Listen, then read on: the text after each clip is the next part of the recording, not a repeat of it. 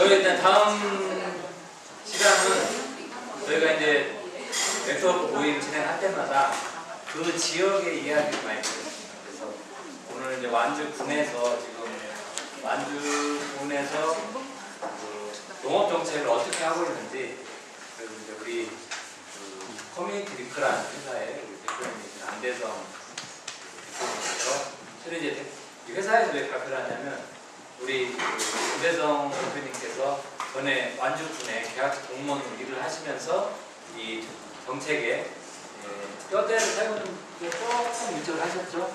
그래서 안대성 팀장님께서 먼저 20분 동안 완주군의 이 농업 정책이 좀 다른 데하고 조금 다른 게 뭐가 있는지 좀 설명을 해주시겠습니다. 그러면 안대성 대표님을 뜨거운 박수로 모시겠습니다. 반갑습니다.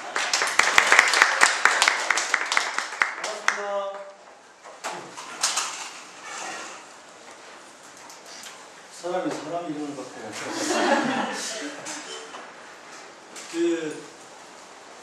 혹시 경기도에서 오신 분들 계세요?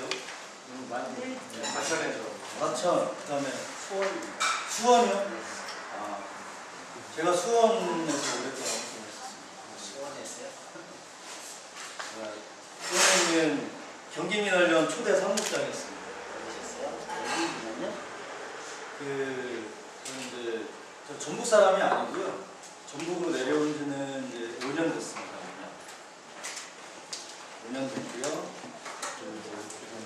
진지한 자리인 것 같고, 근데 좀 완주 지역 상황하고는 좀 지역 상황들이 다들 다르기 때문에 어떤 이야기를 드려야 될지 모르겠는데, 뭐 좌우당간 그냥 완주에서 일어났던 일들, 그리고 최근에 이제 완주군이 한 3, 4년 전만 해도 완주라는 곳에 브랜드 가치도 별로 없었고, 군 자체도 어디 붙어 있는지도 몰랐던 완주군이 최근 어쨌든 뭐 로컬 푸드나 뭐 마을 회사나 커뮤니티 비즈니스나 지역 활성화 정책 부분으로 뭐 이렇게 좀 소문이 많이 났던 과정을 설명을 좀 드리도록 하겠습니다. 설명드리고요. 그 과정에서 뭐 이제 각 지역별로 그 취하실 것들 그리고 같이 이따가 저녁 때 논의할 자리가 있으면 잘 논의를 하셨으면 좋겠습니다. 완주군이 이제 제가 결합된 건 2007년부터 완주군하고 결합이 되어 있었는데요. 2007년도 그러니까 지금 현재 완주 군수님이 재선입니다. 민선 4기 2년차 때까지 2007년 이전에 완주군이 전형적인 농산촌 지역입니다. 물론 이제 여기 오시다 보면 공동이랑 삼내랑 해서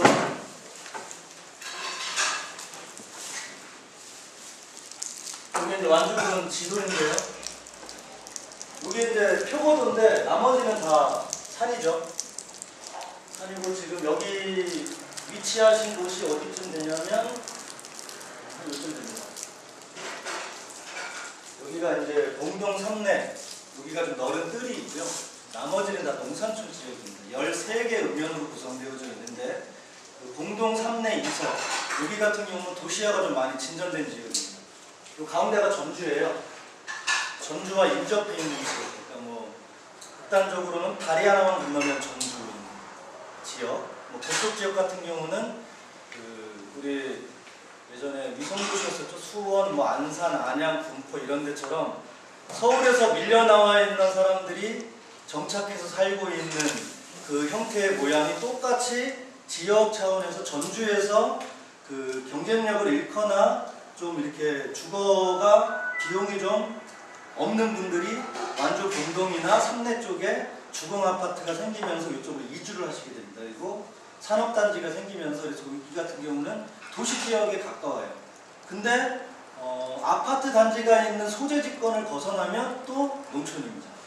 근데 이제 그 세 개의 읍에 인구가 몇 명이 살고 있냐면 완주군이 현재 87,000명인데요. 거기에 40%가 거주하고 있습니다.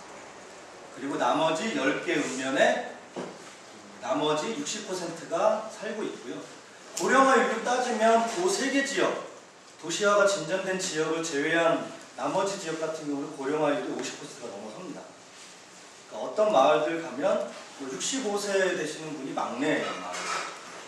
그래서 그 이장님이 한 분이 막내인데 마을 사업을 이렇게 공동체 사업을 한번 해보고 싶은데 할 수가 없는 겁니다. 마을 자체 내 그거를 추진할 수 있는 인적 동력 자체가 없는 거예요.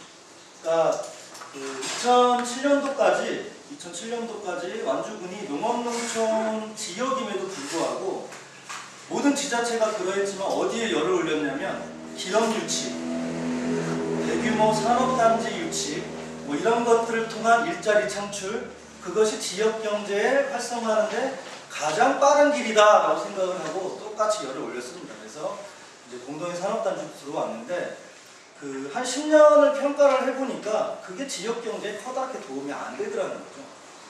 가령 뭐 이제 모든 어떤 시군 같은 경우는 농공단지가 텅텅 비어 있거나 농공단지를 기차게 조성해가지고 여러 가지 세제 혜택이랑 줘가지고 기업을 유치했는데 망하거나 더 좋은 데가 생기면 이주해버리고 나면 지역에는 폐허만 남게 되고 지역 경제를 활성화할 수 있는 아무런 동력 자체가 지역 내에 확보가 되지 않는 거죠. 그래서 이제 완주군도 마찬가지였었습니다. 그래서 완주 군수가 이 민선 4기, 이제 현재 군수님이 당선이 되고 민선 4기 2년차 때 완주군이 농업농촌 지역인데 농업농촌 지역의 정책을 한번 만들어 보자. 그거를 좀 잘하고 있는 지역이 어디 없냐라고 하면서 그 군청에 가장 힘 있는 부서죠. 기획실에. 기획관리실에 그것도 주무계라고 이야기하는 기획계. 거기가 어쨌든 가장 완주군에서는 가장 힘 있는 부서입니다. 거기에 명령을 내리게 됩니다. 지시를 해서 좀 다녀봐라. 다른 지역은 농업농촌 문제를 어떻게 해결해 나가고 있는지, 지방자치단체에서 어떤 정책 수립을 통해서 성공한 데가 있는지 없는지 좀 다녀봐라 해서 그분들이 제일 처음 다녔던 곳이 어디냐면 전북 장수군입니다. 장수군 아시는 분? 장수군도 소문이 꽤 많이 났죠.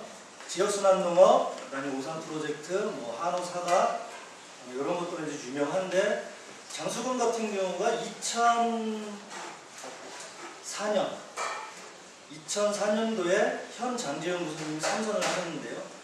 그분이 군수가 되면서 슬로건을 뭘로 걸었냐면 모든 지자체가 그 기업 유치에 열을 올리고 있을 때 우리 장수는 농업으로 승부 보겠다. 농업 활성화를 통해서 정면 돌파하겠다. 우리는 그것이 답이라고 생각한다. 라고 하면서 지역순환농업 시스템을 만들기 시작했고 농가들을 전수조사를 하게 됩니다. 전수조사를 해서 부채 상황이 어떻고 소득이 얼마 정도 되고 해서 그 맞춤형으로 농업정책들을 만들고 군 전체 예산의 60%를 농업 예산에 배치하기 시작합니다. 그 결과 8년이 지난 다음에 장수군 같은 경우가 전국 연간 평균소득보다 8%, 전라북도 평균소득보다는 12%가 높습니다. 무진장 멀다고 하고 무진장 오진 곳에 속한 장수군이 전라북도에서 가장 못 사는 지자체였었는데 인구 2만밖에 안 됩니다. 가장 못 사는 지자체인데 지금은 가장 잘 사는 곳이 됐습니다. 뭘로? 농업, 소득 장목을 개발하고 군 전체의 시스템을 이렇게 접촉하면서 해서 완주군에 있는 공무원들이 장수군을 갑니다. 장수군을 가서 벤치마킹을 갔는데 그 장수군에서 딱 한마디를 합니다. 우리 장수군을 만들어놨던 사람들이 전주에 사무실 차려놓고 있으니까 글리 가라 라고 하는 곳으로 오게 됩니다. 거기가 이제 제가 처음에 귀촌을 하면서 갔던 지역 파트너라는 회사입니다. 컨설팅 회사이고요. 거기에 그 모여있는 그 그룹에 있는 사람들이 그 대표이사님을 제외하고는 전북 사람이 하나도 없습니다. 지금 원래 오늘 설명을 우리 지역경제순환센터 가보신 분들 계시겠지만 지역경제순환센터에 나영삼 센터장이 원래 하셔야 되는데 내일 로컬푸드 전북대회 바꾸셔가지고 제가 대신 오게 됐는데요. 그분도 이제 그 지역 파트너에 장수에 있다가 지역 파트너라는 회사에 있다가 완주군에 들어오게 된 거고요. 그래서 이제 기획회에 계신 분들이 그 지역 파트너에 오셔서 설명을 쭉 듣고 그러면 완주군 농업정책과 관련해서 브리핑 한번 해주십시오 라고 해서 그때 이제 지역 파트너에서 2007년도에 완주 군수님한테 완주군의 농정 방향이 그 우리가 뭐 연구용역한 것도 아니고 옆에서 지켜보기에 대략 이런 방향으로 가야 될 것 같다고 브리핑을 한번 하게 됩니다. 그러면서 이제 완주 군수님이 우리가 다 받을 테니까 우리를 좀 도와주십시오. 외부에서 공무원의 힘만으로는 절대 어려운 문제이기 때문에 좀 도와주십시오라고 이야기를 하고요. 그래서 이제 그때 처음 그 제안해서 만들었던 사업이 파워빌리지 사업입니다. 그러니까 완주군에서 너무 큰 단위에서 뭔가를 시작하기보다는 완주군 자체로 마을의 소득을 높여낼 수 있는 사업을 시작을 한번 해봅시다. 그래야 지역 주민들이 공동의 힘으로 소득을 올려내고 그 성공 사례를 우선 만들어내야 그것이 지역 자체적으로 주민들에게 확산될 수 있을 것입니다. 라고 해서 제안을 하게 돼서 4개 마을이 그때 2007년도에 선정이 됩니다. 그 중에 하나가 이제 요즘 많이 유명해진 부이안덕마을, 부이안덕마을하고 이제 담치마을하고 4개 마을을 삼내의 자운현마을하고 4개 마을을 선정을 했고 그 다음에 선정된 데가 여기 지금 창포마을이 2기 이제 파워빌리지 마을입니다. 그래서 파워빌리지 마을 사업을 제안을 하게 됐고요. 그러다 이제 2008년도 접어들면서 그 완주군에서 인력을 요청하게 됩니다. 우리가 그 농정기획단을 만들 건데 농정기획단, 그러니까 농업농촌발전기획단입니다. 거기에 민간 전문가를 계약직으로 모셔서 그 사람이 완주군의 농정 전반에 대한 정책을 만들고 실행하는 단위를 그 군수 직속으로 만들 테니 사람을 좀 보내주거나 소개해달라라고 이야기가 돼서 그때 이제 들어간 분이 완주군의 지역경제순환센터장님이 농정기획단의 정책실장으로 들어가게 됩니다. 들어가서 2008년도에 만들어낸 게 있습니다. 농업농촌발전 약속 프로젝트라고요. 완주군에 한번 방문하셨던 분들은 설명을 드렸을 것 같은데 총 5개 분야에 그 연간 100억씩 500억을 자체 군비로 투자해서 5개년 계획을 수립하게 됩니다. 농정기획단에서 그 약속 프로젝트라는 밑그림을 그려놓고 그 뒤에 이제 일련의 일들이 쭉 벌어지게 되는데요. 그 5개 분야를 나누어서 설명드리는 게 완주군 농정 방향을 이해하시는 데 도움이 될 것 같습니다. 첫 번째는 저희는 뭐 도시 쪽에 뭐 이런 것들을 주안점을 둔 게 아니라 저희는 농업농촌에 집중하고 있습니다. 농업농촌 지역이고 이 농업농촌 지역의 문제가 어떻게 활성화될 것이냐라고 봤을 때는 농업의 문제와 농촌의 문제가 함께 해결이 돼야 됩니다. 이 농촌의 문제가 해결된다고 해서 농업의 문제가 해결되는 것도 아니고요. 농업 문제가 해결된다고 해서 농촌의 지속가능한 농촌 사회가 보장이 되는 것도 아니고 이 두 가지가 함께 결합될 수 있는 방법을 찾게 되고요. 그 중에 첫 번째는 농촌의 가장 핵심적인 임무는 우리나라 전체 국민들에게 안정적이고 건강하고 안전한 좋은 먹거리를 생산하는 것이 농촌의 기본 임무 중에 하나였습니다. 근데 이게 역사적으로 산업화가 나라 전체적으로 산업화가 추진되어지고 그리고 수도권 중심으로 인구가 과밀화가 되어지고 집중현상이 되어지면서 인력도 수도권으로 모이게 되고 농촌에서 일할 사람도 없게 되고 농촌에서는 상업농을 육성을 하게 되면서 농사를 어떻게 짓게 되냐면 원래 한국의 전통적인 농업구조는 다품목 소량 생산이었습니다. 왜 그런가 하니 1헥타 미만의 소농이 차지하는 농가 경영주 비중이 70~80%가 넘습니다. 나라 전체적으로. 기본적으로 한국의 농업구조는 소농, 가족농 중심의 농업구조를 가지고 있고 지역별로 짜금짜금하게 생산되어지는 다양한 농작물들을 지역의 재래시장이나 오일장을 통해서 서로 나누어 먹는 지금 말하는 로컬푸드가 원래 예전에는 자연적으로 진행되어졌던 것들이 상업농을 육성을 하게 되면서 돈 되는 단일 작목을 중심으로 농업 구조가 변화하게 됩니다. 그렇게 되면서 한 마을에 팔기 위한 목적으로 농사를 짓는 작목의 가지수가 10개를 넘지 못하게 되는 거죠. 우리 고산에 여기 창포마을 와 계신데요. 나중에 물어보시면 여기는 고산은 몇 가지 안 됩니다. 양파, 그 다음에 감. 대표적인 거 2개입니다. 그 다음에 기본적으로 하는 뭐 고추 쪽은 벼농사 쪽은 이렇게 기본적으로 하고 있고요. 팔기 위해서 이거밖에 안 해요. 원래는 이 마을도 우리 도시 소비자들이 밥상 먹거리에 빼놓지 않고 먹는 한 4~50가지 품목을 다양하게 지었었는데 농업정책 자체가 상업농 육성정책으로 쭉 진행되다 보니까 돈이 될 만한 단일 작목 중심으로 농업체제가 재편이 되어지게 되고 그러다 보니까 어떻게 됩니까? 과잉 생산이 일어나게 되고 갈아엎게 되거나 어느 한쪽이 태풍으로 쓰러져야 이쪽이 돈을 벌게 되는 이른바 농업이 로또가 돼버리는 기이한 현상이 되어지게 되는 거고 그 중에서 소득을 내기 어려운 작목들은 수입 농산물이 자리를 대체하게 되고 그게 수익 개방이 가속화되다 보니까 나라에서는 지금 27개의 규모화된 농업, 수출 농업, 기업 농업을 육성하는 방향으로 가고 있다는 거예요.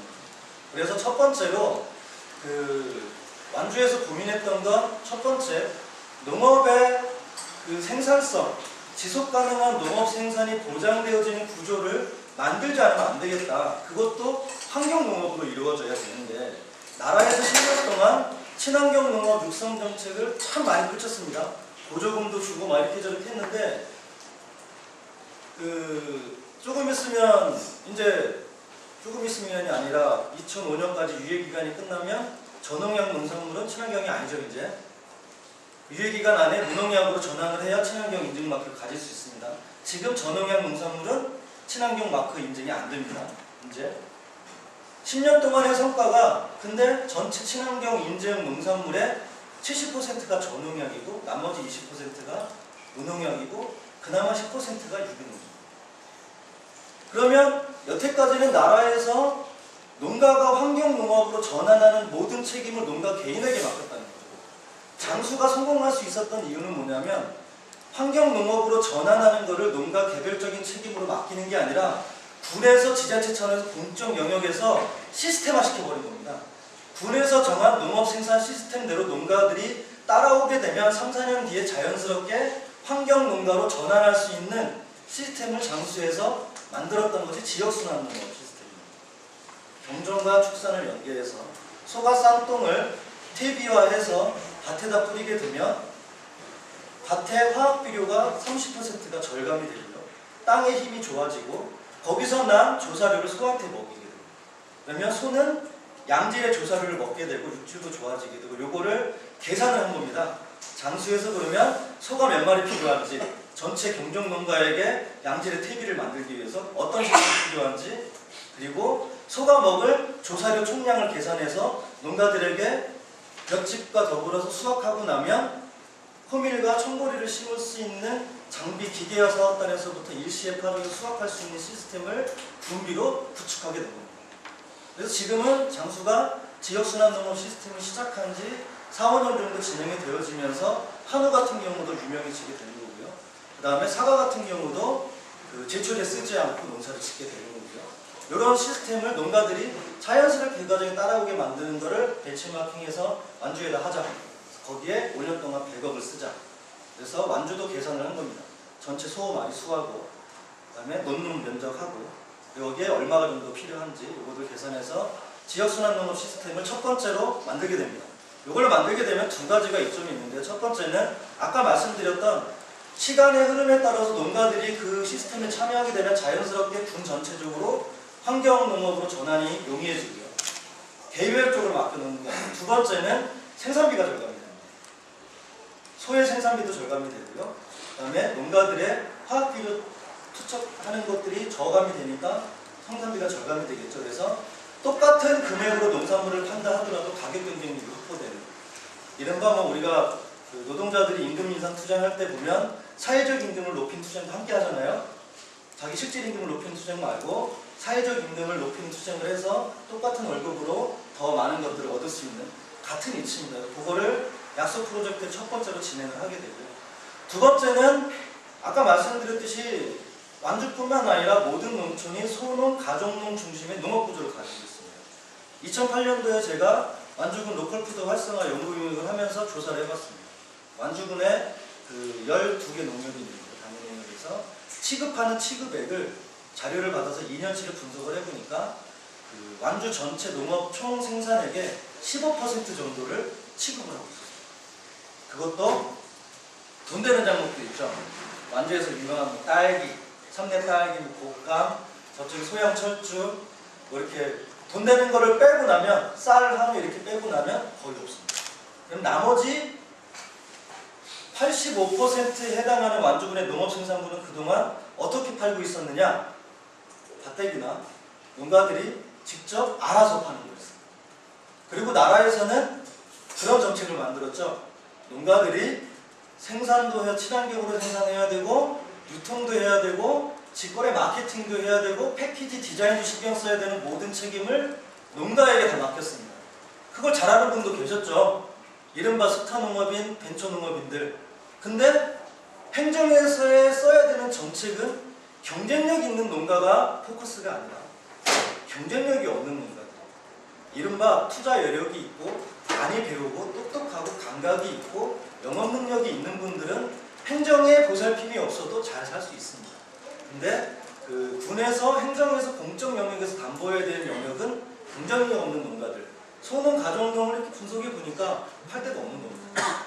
그러니까 농업이 어렵고 농촌에서 사람이 떠나더라는 거예요. 그래서 그 유통의 문제를 그럼 어떻게 해결할 거냐?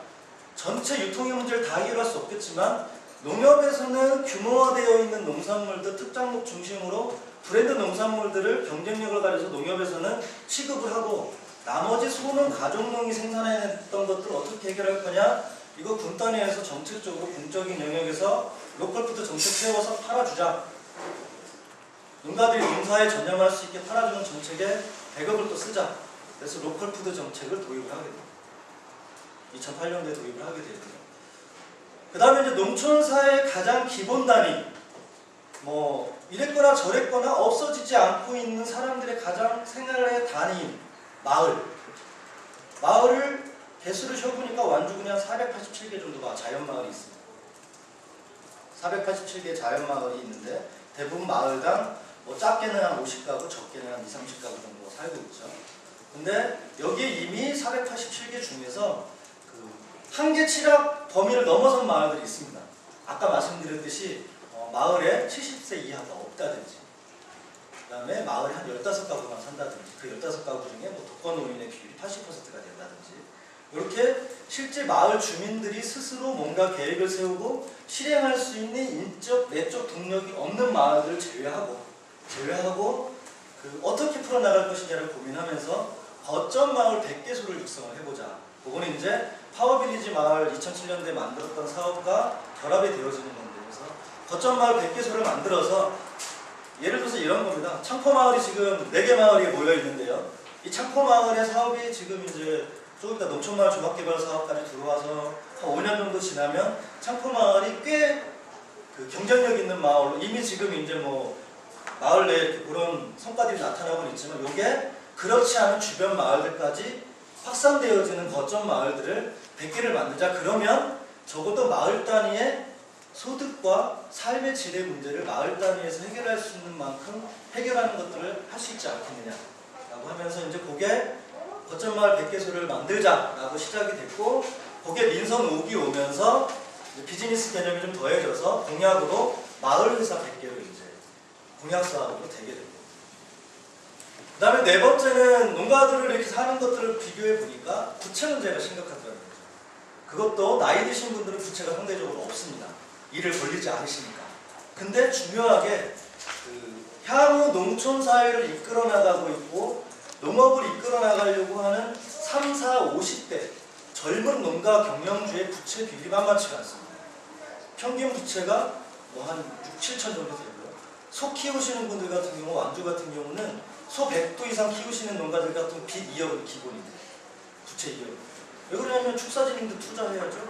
그 다음에 그 소 입식해야 되죠. 사료값 먹어 치우는 거 돼야 되죠. 요즘 같은 경우는 지금 뭐 소값 지금 뭐 하락해가지고 지금 난립니다. 오히려 지금 뭐 그 차라리 전북은 구제역 안 왔는데요. 농가들에서 그런 얘기합니다. 차라리 구제역 와가지고 보상받는 게 나을 뻔했다. 구제역이 안 와서 소값이 오를 줄 알았는데 구제역이 있는 기간 동안 그 자리를 한우가 차지한 게 아니라 수입 소고기가 대체한 거죠. 얼마 명절에 수원 가서 깜짝 놀랐는데 농꽃집이라는 동수원에 제가 고깃집을 딱 갔더니 소고기가 너무 싼 거예요. 메뉴판을 봤더니 다 호주산인 거예요. 그래서 예전에는 함부로 호주산이라고 메뉴판에 버젓이 내놓을 수 없었죠. 요새는 아주 떳떳하게 싸게 호주산 이렇게 다 외국산, 캐나다산 다 붙여놓고 팝니다. 소비자들의 저항감, 촛불로 만들어졌던 소비자들의 저항감이 이제 구제역 파동이 있고 일정 시간이 지나면서 그 저항감이 없어지게 된 거고, 수입 소고기, 수입 농산물이 이제 우리 식탁을 차지하고 있다는 거예요. 그 와중에 이제 더 젊은 농가들 같은 게 빚이 더 많을 수밖에 없잖아요. 이거를 군에서 농가 경영 희생 제도를 만들자. 근데 요거는 의원 나리들께서 방망이를 안 두드려가지고 못했습니다. 아직 추진 못하고 있고요. 그다음에 5번째로 했던 게 뭐냐면 농촌 사회가 고령화되어 있잖아요. 고령화되어 있기 때문에 이 지역의 어르신들을 어떻게 잘못일 건가, 노인분들의. 우리가 이제 복지 정책들을 많이 내놓는데 대부분의 복지 정책이 어떤 거냐면 시혜적인 것들이잖아요.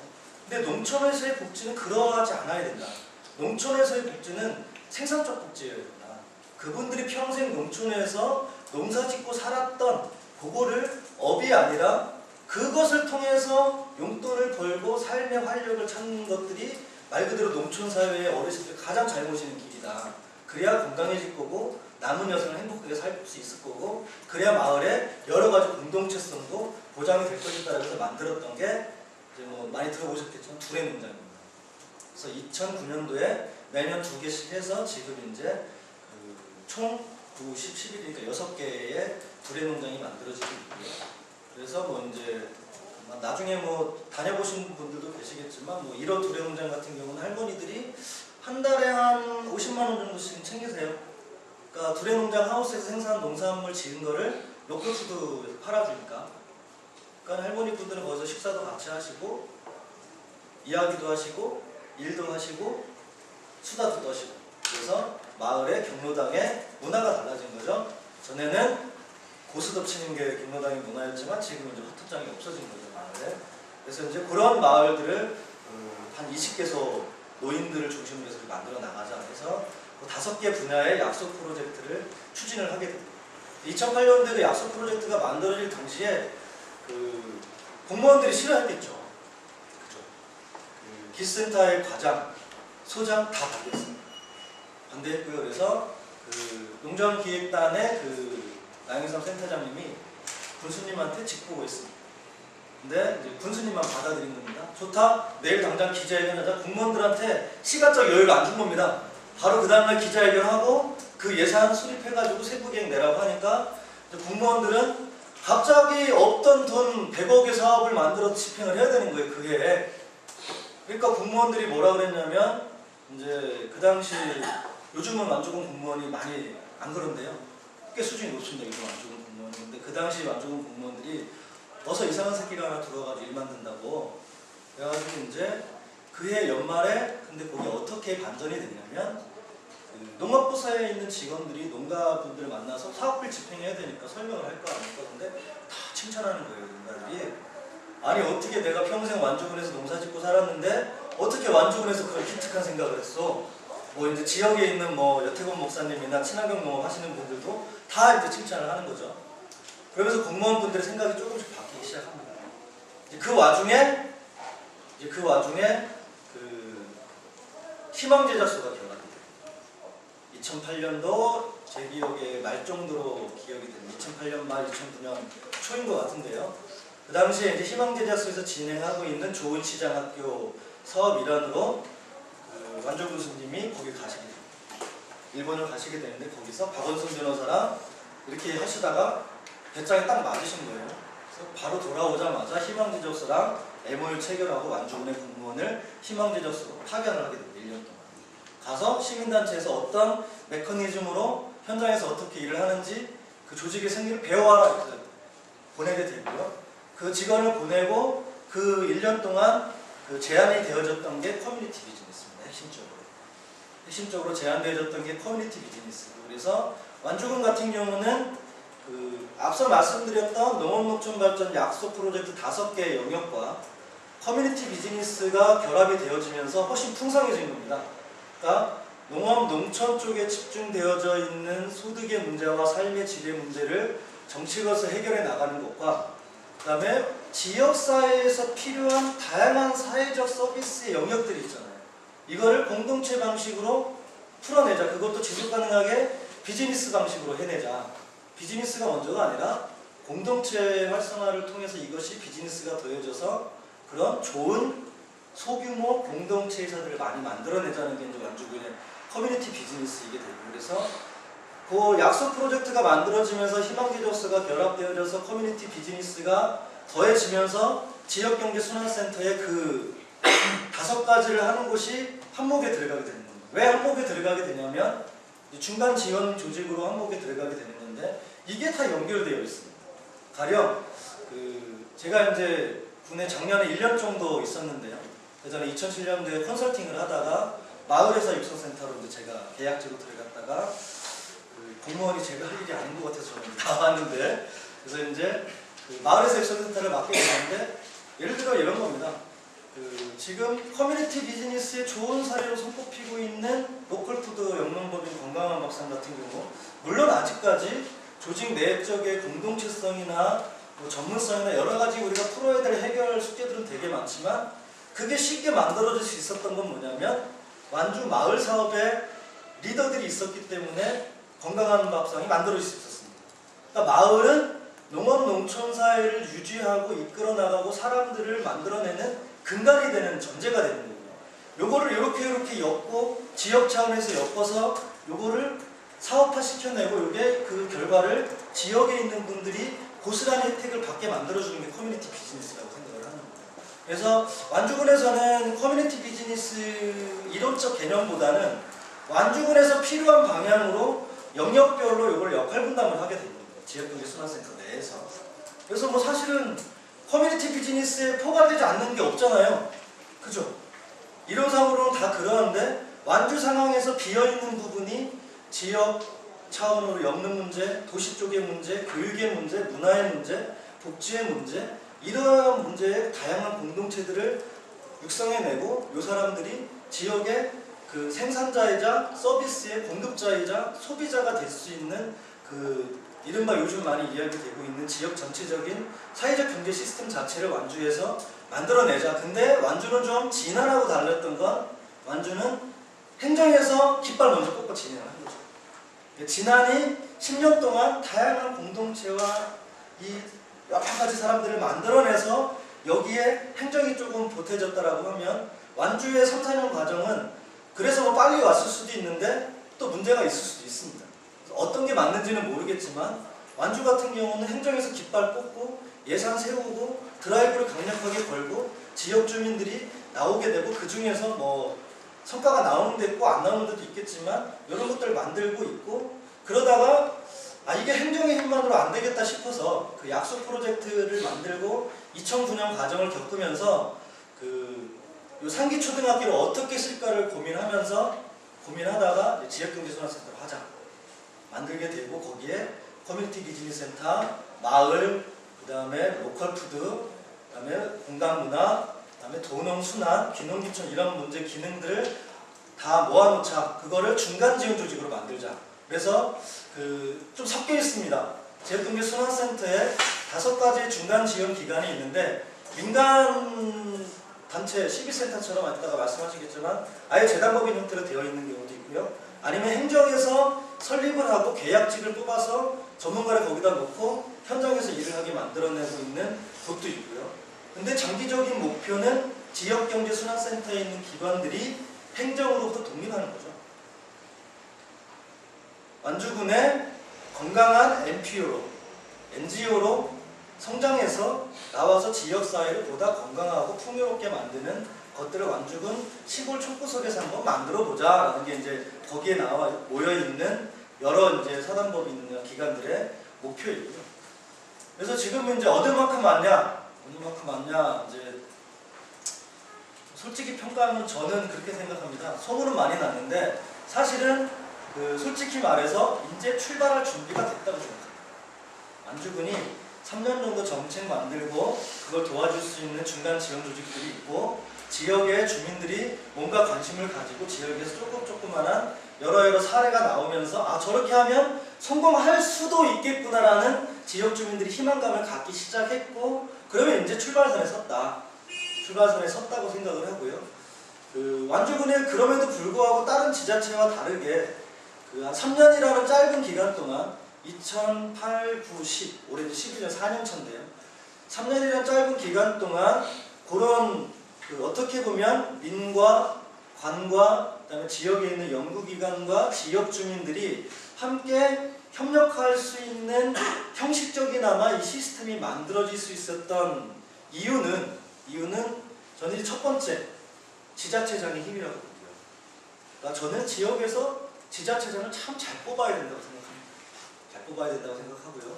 지자체장의 강력한 의지가 없다면 그 시비센터나 저희 같은 외부 기관들 사람들의 그 말을 공무원들이 들을 리가 만무하겠죠. 어쨌든 저희가 제안하는 사항을 군수님이 인정해 주니까 행정 공무원들이 아무리 안 된다고 이야기해도 그래도 그 사람들이 그렇게 이야기하는 데는 이유가 있는 거니까 다시 한번 들어봐라. 이렇게 믿고 맡겨주는 지자체장이 있기 때문이라고 생각하고요. 그 다음에 이제 두 번째는 저도 예전에 이제 학교 다닐 때 돌 던지고 NGO 활동하고 이러면서 관에서 하는 거는 무조건 아니다. 그런 거 있지 않습니까? 하여튼 뭐 내용을 자세히 듣기도 싫어. 일단 걔네가 뭐 한다 그러면 무조건 싫어. 이게 아니라 이제 방법을 지역 차원에서 저희 같은 사람들이 어떻게 생각을 하기로 했냐면 지역의 농가들이 잘 살 수 있는, 지역의 주민들이 행복하게 살 수 있는 조건을 만들 수 있는 가장 빠른 길이 도대체 뭘까를 고민하게 됩니다. 거기에 지자체의 힘을 빌리지 않고서는 지나치면 10년이 걸리더라고요. 시작할 준비를 하는데 저도 지난도 이제 시작할 준비가 됐다고 생각하거든요. 지난해 부자인 박사님이 10년 동안 고생한 결과가 지역에 그런 힘들이 생기고 시스템이 생기고 이제 주연단 지원 조직 만들어서 농가를 리더들이 뭐 이렇게 농업회사 법인도 만들고 지역의 문제를 주도할 수 있는 주민자치력이 만들어진 거잖아요. 근데 그거를 만드는 과정을 어떻게 단축할 거냐 라는 과정을 봤을 때 지자체의 힘을 빌리지 않고서는 안 된다. 그러면 전역적으로 좀 생각을 해봐야 된다. 좋은 정책을 지자체에서 받아들이게끔 만들 수밖에 없는 조건을 지역에서 어떻게 만들 거냐. 그러니까 장수군이 성공할 수 있었던 이유는 뭐냐면 지역 파트너의 대표이사 되시는 정천수 대표님이 장수군에 어떻게 시작이 됐냐면 익산에서 안도현 시인이랑 문화단체 만들어서 노동운동 하시다가 장수로 기능하신 겁니다. 농민회 활동을 하셨어요. 민노당 활동도 하시고 했는데 이게 대안이 안 되는 겁니다. 지역에 아무리 아스파스 공사 줘봐야 농가들의 삶의 질이 나아지지 않더라. 지자체 권력을 지자. 지자체 권력을 줘서 지자체 정책을 바꾸자. 그리고 그 예산을 지역에 있는 우리가 뽑은 군수와 지역에서 그거를 만들었던 사람들이 제대로 지역민들을 위해서 쓰여지게 만들자. 군수 만들었어요. 재선시켰고 삼성까지 갔고요. 그 중에 한 분이 한우사업단장 하시고 축협조합장도 하시고요. 그래서 지역이 그 정책이 흔들림 없이 12년이 가니까 이제 그 뒤에 어떤 군수가 오더라도 그 만들어왔던 정책을 무시할 수 없다는 거죠. 그래서 이제 완주도 그런 주변에 있는 결합한 사람들, 전문가들이 완주 상황에 지자체장이 그렇게 확실하니까 완주를 우리나라에서 농업농촌, 그러니까 도시 근접형 농촌 지자체가 활력을 가지고 발전할 수 있는 이렇게 로드맵을 겪어서 하면 된다는 모델을 완주를 대상으로 한번 만들어보자는 욕심을 내게 되는 거예요. 그렇게 되면서 이장의 임경수 박사도 이렇게 와서 쭉 시스템을 보니까 지역에서 만들었던 지역 파트너나 커뮤니티 비즈니스 센터나 이런 사람들하고 술 먹고 이렇게 이야기하다 보니까 내가 퍼머컬처 센터 여기다 만들어야 되겠다. 그리고 이거를 가지고 완주 사례를 한번 만들어 놓으면 한 지자체의 성공 사례를 앞으로 향후 3년, 4, 5년 걸려서 만들어 놓게 되면 이것 자체가 전체 지자체로 확산되어지는 파급력이 훨씬 더 크지 않겠느냐. 그리고 성공을 하면 중앙정부의 정책으로도 아주 완결적이지 않겠지만 반영이 되지 않겠느냐. 그래서 이제 완주 사례 갖고 저희가 이제 좀 이야기했던 게 이제 예를 들어서 마을 행정안전부 마을 기업이라든지 농어촌 공동체 회사라든지 그다음에 커뮤니티 비즈니스라든지 로컬 푸드라든지 이게 선진화 과정에서 사실은 그냥 끝에 로컬 푸드 같은 경우는 이명박 정부 초기에 선진화위원회에서 나왔던 농업정책에 끄트머리에 그것도 농촌경제연구원 생각 있는 박사 한 분이 로컬 푸드도 넣어야 된다 그래서 한 줄 들어갔던 게 고작이었습니다. 2년 지나고 3년 지나서 지금 이제 농림부에서 로컬 푸드에 관심을 가지게 되는 거죠. 왜냐하면 현장의 사례가 있습니다. 현장의 사례가 생겨나고 있으니까. 그래서 그 현장의 사례를 만들어낼 수 있는 사람들이 이렇게 좀 네트워크가 돼서 한 지역을 중심으로 한 지역에 올인해서 지역을 만들려고 했던 게 힘이지 않았을까. 근데 아직 이제 아까 제가 말씀드렸듯이 출발할 준비가 된 거고요. 출발선에서 이제 종소리는 울렸고 이제 막 뛰고 있는 과정이고요. 요거를 어떻게 잘 엮어내서 성과를 만들어내는 부분에 있어서는 아직도 완주에서 이제 저희들끼리 술 마시면 뭐 행정력도 많이 하고요. 그리고 이제 저걸 어떻게 퍼블 해야 되는데 뭐 이런 얘기도 하고요. 이제 그렇지만 그거를 넘지 않으면 지역 자체 한 지자체를 리모델링하기란 쉽지 않다. 그리고 그것이 만들어져야 지역에서 농사 짓고 살고 있는 분들이 정직하게 성실하게 도시민들이 안전하게 먹을 수 있게 농사만 잘 지면 그거를 그분들 중에 이제 밝은 분들이 팔아주는 공동체사를 만들어서 마케팅을 대행하는 공동체회사, 디자인을 대행해주는 공동체회사 이런 것들이 완주사에 많이 만들어지게 되면 도시에서 생각 있고 지역에 기여하고 싶고 건강하게 살고 싶은 사람들이 완주로 좀 많이 내려오지 않겠느냐, 재능 있는 분들이. 그래서 이제 뭐 그런 것들 지역사를 그렇게 만들어서 지역 자체를 좀 바꿔보고 싶은, 그리고 그거를 계획했고 그 과정 중에 완주는 지금 있고요. 그 중에 다른 데서 안 하는 걸 하고 있기 때문에 좀 과대 포장돼서 그 홍보가 많이 되어져서 소문이 난 것도 있고요. 또 실제 뭐 잘 되고 있는 것도 있고요. 그래서 이제 뭐 1박 2일 있으시면서 뭐 그런 얘기들 많이 들으시고 이렇게 있는 기간 동안 뭐 다니실 곳 다니면서 확인하시고 뭐 그런 것들을 얻어가실 수 있는 자리가 됐으면 좋겠습니다. 마치겠습니다.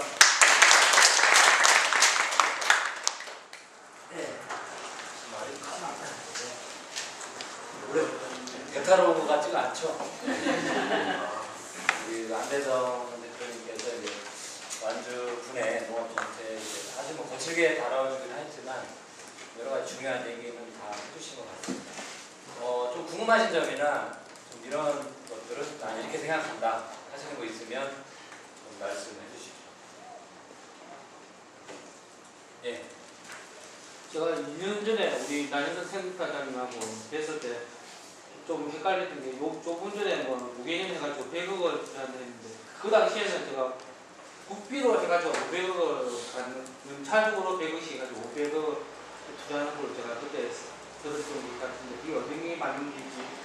두 번째는 지금 스타트를 하려면 어차피 여기는 현산지 아닙니까? 그러면 그때 제가 가장 감동적인 게 전주와 여기 묶겠다는 게 상당히 콜미시던데 전주뿐만이 그게 어느 정도 진척이 됐는지, 그리고 어차피 소비 대도시하고 어떤 능력이 돼야 되는 그런 계획 같은 거. 일단 그 수립된 2년 전에 군비가 맞습니다. 군비로 예산을 수립을 했고요. 그 다음에 이제 그 재정 상태가 군비로 이제 세워놓고 그 국비를 따온 경우도 있습니다. 세부적으로. 근데 국비를 따오게 되면 반은 이제 국비고 절반은 지자체 군비니까 예산은 애초에 2008년도에 예산 수립했을 때는 자체 군비로 500억을 했고요. 왜 그랬냐면 국비로 하게 되면 이거 어떻게 될지 모릅니다. 그러니까 자체 군비라는 의미는 국비로 하게 되면 중앙정부에서 정한 지침대로 돈을 써야 되고 간섭도 참 많이 받아야 됩니다. 그리고 그게 갑자기 뭐 이렇게 없어지게 되면 뭐 평가에서 그냥 안 되겠다 이렇게 싶으면 날아갈 수 있는 돈이기 때문에 그래서 군비로 그때 세웠습니다. 그래서 그 중앙정부의 정책이 바뀌든 안 바뀌든 완주 군수님이 있는 동안은 유지가 될 수 있게끔 자체 군비로 하자.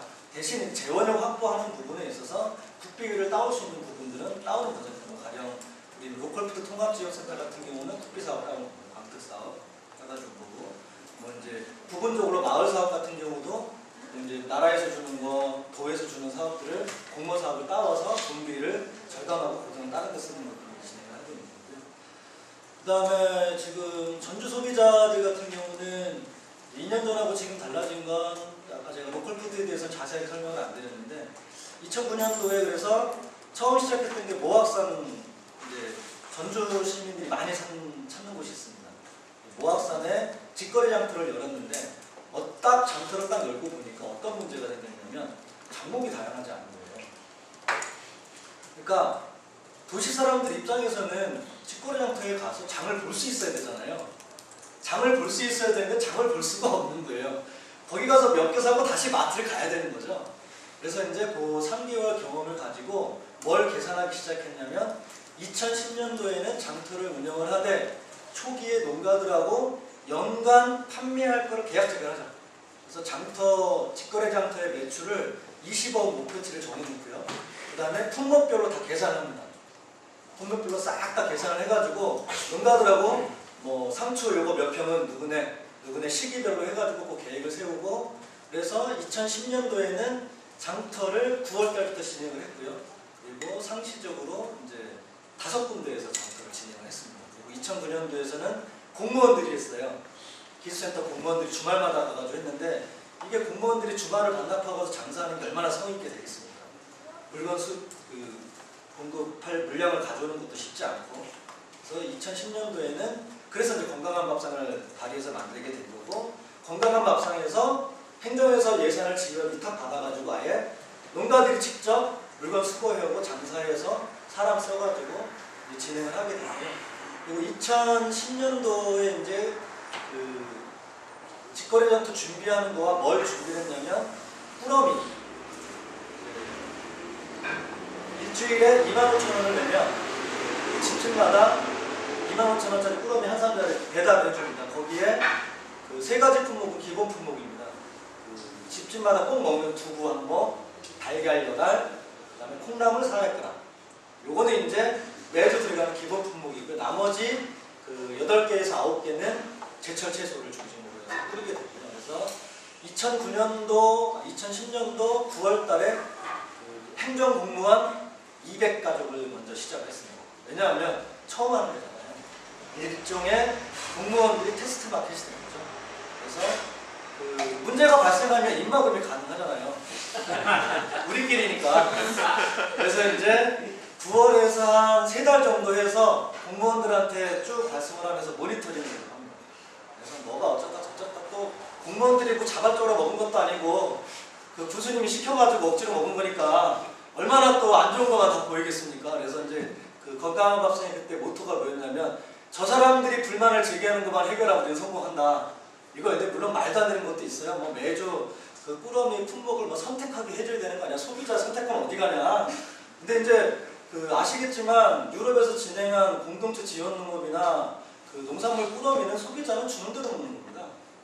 왜냐하면 소비자가 원하는 걸 골라 먹었기 때문에 농업구조가 요꼴이 된 거거든요.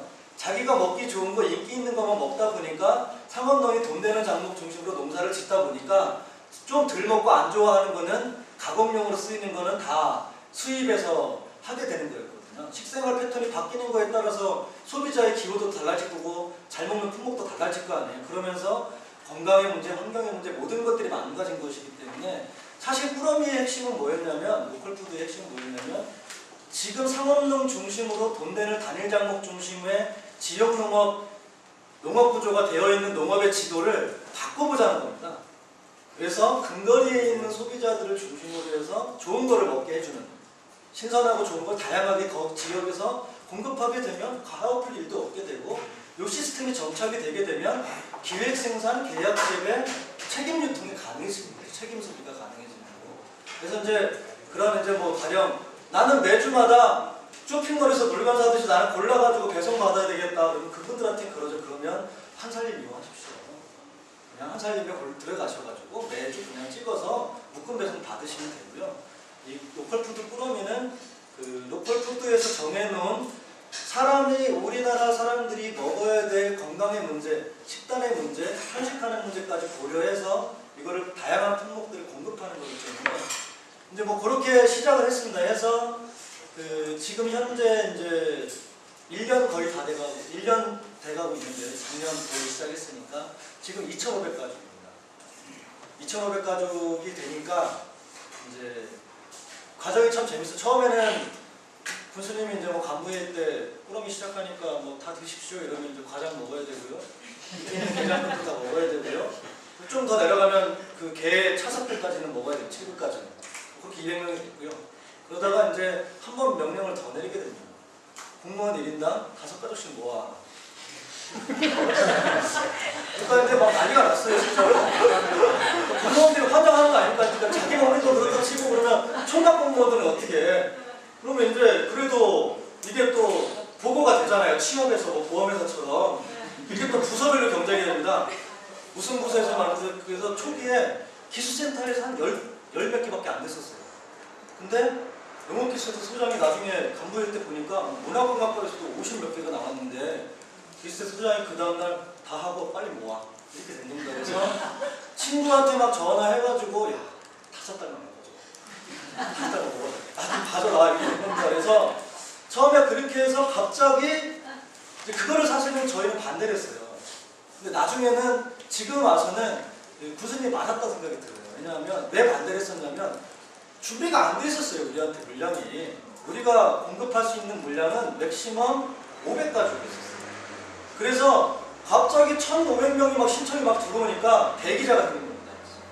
그래서 이제 그때부터 이제 영농법인에서 뭘 고민했냐면 대기자를 위한 프로그램을 고민하기 시작한 겁니다. 예를 들어서 우리 뭐 이제 예를 들어서 핸드폰이나 아이폰이나 이런 거 살려면 막 대기하는 동안 뭐 여러 가지 뭐 정보들 계속 주잖아요. 뭐 영상도 찍어서 뭐 보여주고 뭐 그래서 기다리는 동안 지루하지 않게 기대감을 증폭시킬 수 있게. 그래서 이제 뭐 그런 프로그램들을 고민하기 시작하고 그러면서 이제 차츰차츰 생산량 늘리고 제일 문제가 됐던 게 두부 같은 거였어요. 저희가 이제 완주군에서 두부를 생산하는 마을 사업으로 두부를 생산하는 마을이 3마을이 있습니다. 그러니까 마을 소득 사업으로 이제 두부 공장을 지은 건데요.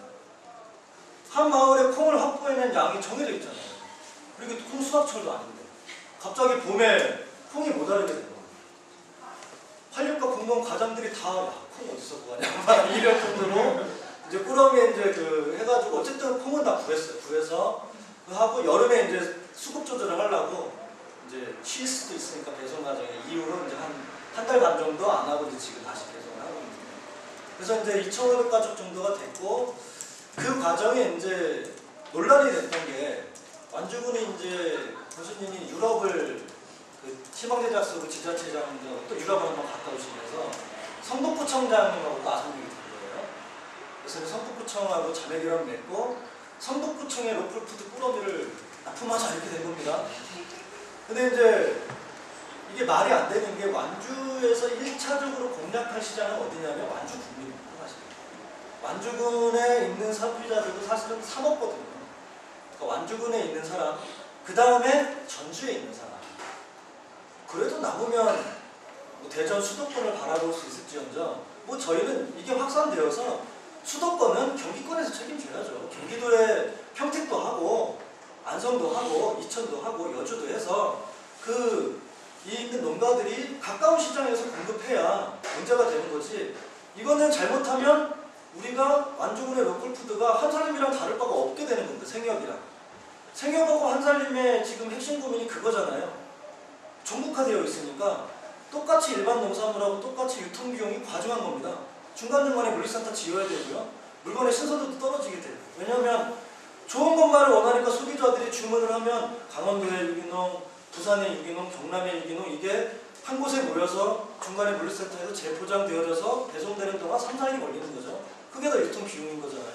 그걸 없애자는 건데 완주에서 로컬푸드를 하자고 하면서 그 서울시장을 먼저 공략하는 거는 실패할 소지가 대부분 다분하다. 왜냐하면 완주보다 더 가까운 경기도의 농업 여건이 더 좋은 곳에서 우리랑 똑같은 상품을 농가들이 만들었다고 했을 때 아무도 완주 거를 먹지 않는다는 거죠. 완주는 주변 시장을 튼튼하게 좀 지키고 그 다음에 가령 이제 쌀 같은 경우나 그래도 수도권에 있는 사람들은 어쨌든 먹고 살아야 되기 때문에 지역에 있는 거에 50~60%는 수도권으로 갈 수밖에 없는 구조거든요. 왜냐하면 수도권에 그리고 광역시에 3천만 명이 모여 살고 있는데 그리고 나머지 농업지역에서 농산물을 생산하고 있는데 그 사람들 먹을 걸 여태까지 되는 거기 때문에 최대 지역에서 완주에서 생산하는 걸 지역에서 소비할 수 있는 게 저희가 계산해 보니까 맥시멈 40% 정도 그래서 이제 지금 꾸러미는 지금 그렇게 해서 전주시장을 소비자를 중심으로 해서 쭉 해서 지금 2,500가족, 그다음에 올해 지나고 나서 내년 목표가 이제 10,000가족, 그다음에 내후년 목표가 30,000가족. 30,000가구라는 목표를 정해놓은 건 30,000가구면 완주군의 소농의 물건들을 다 팔 수 있다. 꾸러미만. 그 계산 속에서 이제 30,000가구로 목표를 잡고 있는 거고 계산해 보니까 완주, 전주, 도시 가구, 도시 근로자 가구들의 냐면 12% 정도밖에 안 됩니다. 여기에 이제 우리가 12% 하면 나머지는 이제 뭐 주변의 전라북도에 다른 시군에서도 그래서 지금 뭐 김제에서도 한다 그러고 뭐 익산에서도 한다 그러고 다 이제 로컬푸드 고민을 하고 있고. 두 번째 문제 또 다른 질문.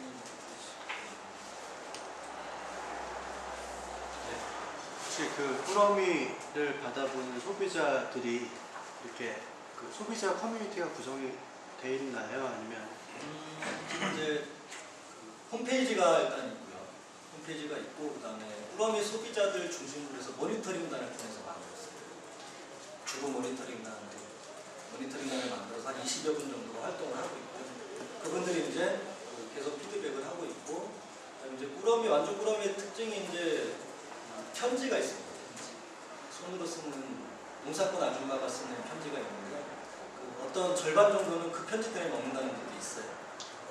거기에 간혹가다 울컥해가지고 FTA 비판하면서 뭐 이제 좀 교육도 좀 들어가고 뭐 이러기는 하는데 어쨌든 이제 최대한 수위를 유지하면서 그 편지를 쓰고 있는데 그 편지와 그다음에 이제 홈페이지 그리고 주기적으로 이제 저희가 그 로컬 푸드가 소비자들이 원하는 거에 이제 뭐 가령 제가 얼마 전에 한 연구 용역이 뭐였냐면 그 가공센터 진입입니다. 완주군의 꾸러미 소비자들에게 공급할 거점 가공센터를 위생적으로 갖추는 수요 조사를 하는데 그런 이제 로컬 푸드 관련한 정책이나 이런 걸 있을 때 수시로 이제 수요 조사를 하고 있고 대개 이제 그 홈페이지를 통해서 의견들이 많이 개진이 되고 있어요.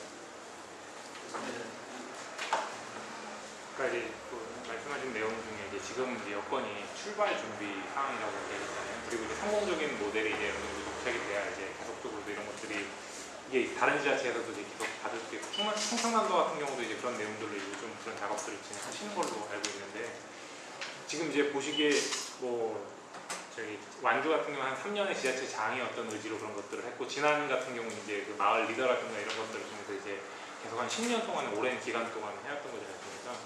그래서 그런 것들도 약간 좀 비교 사례가 될 수 있는데 그런 것들이 이제 향후에 계속적으로 가려면 어떤 부분 여러 가지 문제가 있겠지만 그래도 뭐 핵심적으로 이것들이 계속 꾸준하게 유지되려면 어떤 것들에 좀 중점을 둬야 될지 그런 거에 대해서 좀 저는 그 일단 주민자치력이라고 생각합니다.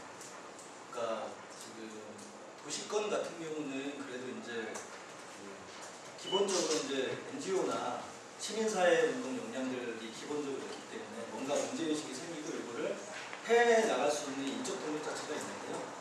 이제 농촌 같은 경우는 없어요. 처음에 이제 저희 이제 그 만들면서 우리 만주군의 사회단체를 한번 조사를 한번 해봤습니다. 사회단체 조사해봤더니 사회단체는 뭐 대한노인회, 뭐 민주평통 뭐 이런 거예요. 그러니까 이제 우리가 이른바 관변단체라고 하는 그래서 이제 그만큼 시민사회 역량이 없다는 거 있어봐야 이제 우리 농촌제 농민의 전문인데 저는 이제 좋은 지자체의 정책이 있고 그 힘을 실현할 수 있는 주민자치 역량이 있어야 가능하다고 생각하고요. 완주가 지금 앞으로 만들어 나가려고 하는 게 그거라고 생각합니다. 그러니까 행정에 돈도 있고요. 정책도 있고요. 하겠다고 하면 돈 없어서 못하지 않습니다. 완주에서 저거 마을에서 뭐 한다고 했을 때. 문제는 그걸 이끌어 나갈 수 있는 주민의 역량과 그거를 만들어 나갈 수 있는 네트워크인데 지금 이제 완주에서 또 하나 새롭게 시도되고 있는 게 그래서 10년의 면단의 장기종합발전 계획을 지역 주민들이 세우자는 겁니다. 예전에는 이제 요거를 지역에 있는 뭐 발전연구원이나 대학의 교수님들한테 한 2억 정도 용역을 줘가지고 무슨분 뭐 장기종합발전 계획이라고 두꺼운 책도 서너 권 이렇게 만들어내고 나왔는데요. 작년부터 해서 올해 지금까지 진행이 되고 있는데 지역의 지역발전위원회를 만들고요. 거기에 내가 대략 한 면별로 보면 분과들을 만들고 이분들이 토론해서 그 지역의 10년의 미래 발전 계획, 그 면의 발전 계획을 세우는 교육 문제, 문화적인 문제, 복지적인 문제, 경제 문제 이런 것들을 지역 주민들이 세운 계획을 행정에서 예산으로 반영하고 그거를 그분들이 실행하게끔 만들겠다는 게 이제 현재 완주군성 생각이거든요. 10년 동안 근데 이제 한 번도 안 해본 걸 1년 동안 지금 마을 분들하고 지금 지역에 있는 분들로 진행하고 있는데 저는 이게 지역 몇 단위의 그런 지역발전위원회가 실질적인 활동력과 논의력을 확보되어지는 순간 만들었던 정책들 자체가 훨씬 지역에 빠르게 흡수되고 녹아내려질 것이다. 그래서 지금 지방지자체, 특히 이제 뭐 완주같이 농촌지자체 같은 경우는 아까 제가 출발 준비가 됐다고 하는 거는 뭐냐면 그거에 관심을 가지고 있는 주민들의 생각들, 그런 사람들이 나타나기 시작했다는 거예요. 주민 영향을 만들 수 있는. 행정에서의 정책과 예산만 일정 기간 동안 유지가 되면 이거는 지역에 있는 분들이 어떻게 만드느냐에 따라서 달라질 수 있다고 생각하는 거예요. 그래서 이제 그게 저는 핵심이라고 생각합니다. 말씀해 주신 것 중에 사람 문제지 않습니까? 그래서 농촌에 이제 사람들이 이렇게 좀 유입돼야 되는데 홍성이 같은 경우 문당리도 이제 그런 주민자치 역량으로 그런 것들을 많이 하셨는데 친환경 농업을 시작하시면서 50대, 60대 이제 시작하신 게 한 10년, 20년 만에 이제 결실을 받지 않습니까? 그럼 50대 가신 분들 70대 가시고 그럼 이제 인구가 이제 이게 농촌 같은 경우 말씀하신 대로 고령화라든가 이런 것들이 계속 이제 올라가는 문제가 있으니까 신규로 어떤 사람들이 들어오든지 아니면 그 마을에서 이제 사람이 계속 될 수 있을 만한 여건들을 가져야 됩니다. 그래서 문당리 같은 경우는 이제 일부 그 풀무학교라든가 그런 농업의 어떤 그런 기반을 가질 만한 그 학교, 대안학교로도 굉장히 유명한 상태고 그 젊은 층이 이제 그 지역에 다시 이렇게 정착하는 그런 여건들을 좀 가지고 있더라고요. 그래서 이제 그 말씀하신 대로 그런 교육이나 이런 것들을 되려면 어쨌든 사람들이 이렇게 좀 젊은 층이든지 아니면 어쨌든 인구가 이렇게 유입이 되든지 아니면 자체적으로 늘든지 어떤 그런 부분들인데 예, 그런 부분에 대한 것들도 상당히 좀 고민이 좀 많이 될 것 같다는 생각이. 그죠. 이제 뭐 그게 이제 아까 이제 도노선한 부분에 대해서 아까 말씀을 안 드렸었는데 그게 이제 기농기축 문제죠. 지난해에서 이제 기농 1번지 진안 이렇게 진행하면서 주장했던 게 이제 어쨌든 그 농촌 사회를 유지할 수 있는 그 젊은 영농인들 그 인구의 문제, 그게 이제 그냥 단순하게 머리 숫자가 늘어나는 문제가 아니라 지역의 미래를 보고 지역의 발전을 한 배짱을 맞춰서 일을 할 수 있는 지역 사회를 만들어 나갈 수 있는 일꾼의 문제인 거죠. 일꾼을 어떻게 모을 거냐라는 문제인데 저희는 그렇게 생각합니다. 내려오려고 하는 사람 되게 많아요. 내려오려고 하는 사람들이 되게 많은데 문제는 지역에서 그 사람들이 내려왔을 때 어떤 영역에서 어떤 일을 할 것인가에 대한 답이 없기 때문에 저는 못 내려온다고 생각이 들어요. 그러니까 저는 앞으로 사람에 집중해서는 예를 들어서 사람을 몇 사람 내려오는 거에 지역의 문제를 해결하려고 해서는 답이 아니다 그거는. 저는 지역에서 지역이 활성화될 수 있는 시스템을 만드는 게 되게 중요하다. 그러니까 누군가 농촌에 살고 싶어하고 농촌에서 내가 할 일거리가 있으면 내려가겠다고 하는 사람들이 내려와서 완주에 가면 내가 내려가서 할 수 있는 사회적 일자리가 충분히 있다. 내가 지역에서 충분히 기여하면서 뭔가 할 수 있는 그런 여건과 시스템이 준비된 지역으로 저는 사람들이 온다고 생각하고요. 진안 같은 경우가 전라북도에서는 기농자가 가장 많은 곳이 진안 장수 정도 되거든요. 장수 같은 경우는 왜 기농자가 많냐면 먹고 살만 하거든요. 장수 가서 농사 지면 7,8년이 별로 없어요.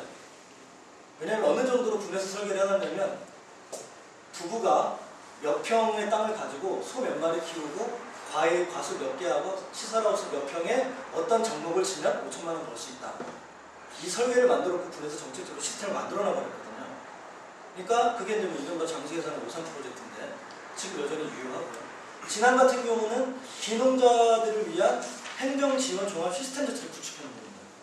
그러니까 기농자가 왔을 때 안내하는 거에서부터 정착하는 문제, 정착하는데 애로사항을 어떻게 해결할 것인지에 대한 정책과 시스템을 만들어놨기 때문에 그냥 내 땅에 해당하는 지역보다는 진안에 가서 기농활성화센터 가가지고 기농자들이 직접 상담하니까요. 상담 들어보고 실질적인 정보 듣고 하니까 훨씬 더 여러 지역을 다녀봤을 때 진안으로 먼저 가게 되는 거예요. 저는 그래서 지역에서 사람들이 늘어날 수 있는 것들은 뭐 돈을 주거나 뭐 이런 것들이 아니라 그 사람들이 내려왔을 때 그 지역에서 살만한 지역의 시스템과 정책이 얼마큼 정착되어져 있느냐 성숙도의 정도에 따라서 사람들이 내려올 것이다. 의향을 가진 사람들은 수도권에 참으로 넘쳐나잖아요. 제가 아는 후배들도 되게 많은데 문제는 아직까지는 저도 자신 있게 더 내려와라고 이야기 못하는 게 내려와서 교회에 호구지책을 만들 수 없거든요. 농사짓자. 그러면 내려와서 네가 그러면 네가 가진 재주로 거기서 300만 원 벌었으면 여기서 150만 원 정도 되는데 이렇게 해서 지역에서 150만 원 갖고도 그 돈으로 행복감을 느끼던 걸 좀 포기하고 삶의 다른 풍요로움으로 행복감을 느낄 자세가 돼 있으면 이렇게 요러요러한 일자리가 할 일이 있으니까 내려와라라고 이야기할 수 있는 거죠. 그걸 얼마큼 다양하게 지역에서 풍부하게 만들어내는 거예요. 예? 예. 또 예. 예. 그 방금 말씀하셨기 때문에 질문 드리는데요. 부산에서 이렇게 대안학교를 하다 보니까 저희가 2009년에 중고등을 시작했고 올 3월에 초등을 또 시작했거든요. 근데 수요자는 굉장히 많아요. 그리고 한 해 부산 경남만 해도 학교 비탄하는 한 6, 7천 명이에요. 근데 이제 사회적으로 그런 안전망 시설이 거의 없어요.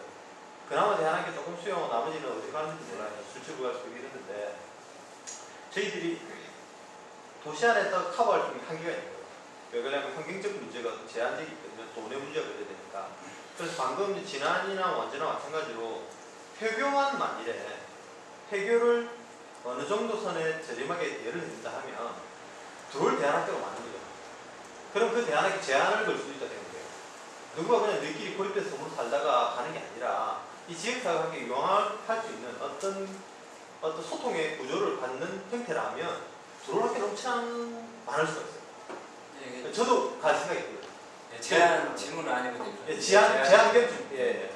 그런 생각하고. 시간이 제가 쫄리기 시작합니다.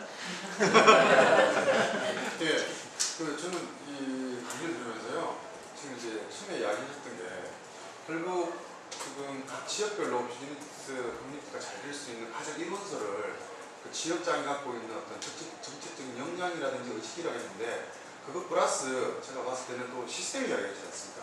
또 시스템을 만드는 거는 헤드가 갖고 있는 정책적인 끼어있는 역량 자체를 사람들을 교육화해서 가는 데는 생각이 들거든요. 결국 시스템 만드는 게 교육이니까. 지금 이제 안주 같은 경우에 그 시스템이 제가 보기에는 조금 남다른 시스템이 좀 있을 것 같습니다.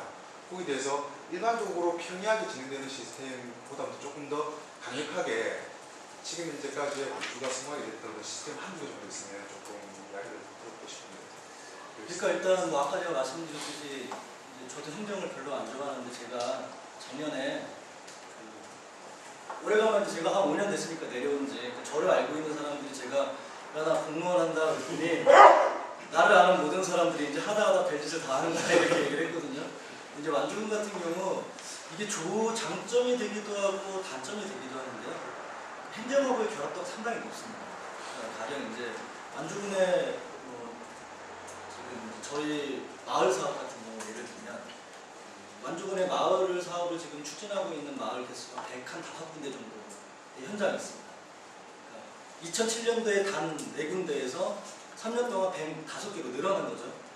그래서 이제 이 105군데에 대한 마을을 맞춤형으로 육성을 하는데요. 그러니까 이제 맞춤형으로 육성을 하는데 마을 같은 경우는 완주군의 이제 농촌활력과의 마을 회사 육성 담당이라는 계에서 담당을 하는데 저희가 그 마을 사업과 관련되어져서 결합되어 있는 기관이 이제 뭐 아까 말씀드렸던 지역 파트너, 그다음에 이장, 이경수 박사님, 저희, 그다음에 커뮤니티 비즈니스 센터, 그다음에 사단법인 최근에 이제 만들어진 공정여행 진행하고 있는 마을팀이라는데 5개 기관이 해마다 연초에 일정이 마을 사업 대상지를 선정하는 심사를 같이 다닙니다. 같이 다니고 갔다 와서 그 선정을 같이 하고요.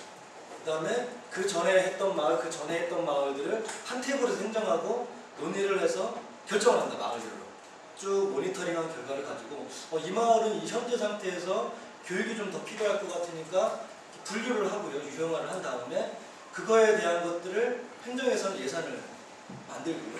이 나머지 6개 기관이 105개의 마을을 역할 분담해가지고 돌고 다시 모여서 행정하고 이야기하고. 그래서 이제 그런 결합도를 높여서 교육 같은 경우는 그 집합교육은 필요 없습니다. 무슨 학교 뭐 이렇게 하는 거 기술센터에서 진행하는 리더들 모아놓고 하는 녹색순환농업 대학 이런 거 하나 있고요. 그 완주군에서 주로 이루어지는 교육들은 대부분 그 마을회관에서 이루어집니다. 마을회관으로 이제 전문가들이 찾아가고 저희도 예를 들어서 이제 이런 거죠. 저희 6기관이 있는데 요 영역은 임 박사가 하는 게 요 타임에 맞을 것 같다 그러면 그분이 이제 우리가 컨설팅하는 마을도 그분이 가서 하게 되고요. 또 역으로 이거는 저쪽에서 하는 게 좋을 것 같다 그러면 교육을 이렇게 번갈아 가면서 하고 그래서 다른 지역에서 이제 그런 얘기를 많이 합니다. 다른 데서는 한 개 지역을 놓고 컨설팅 회사나 외부 기관들이 경쟁하잖아요.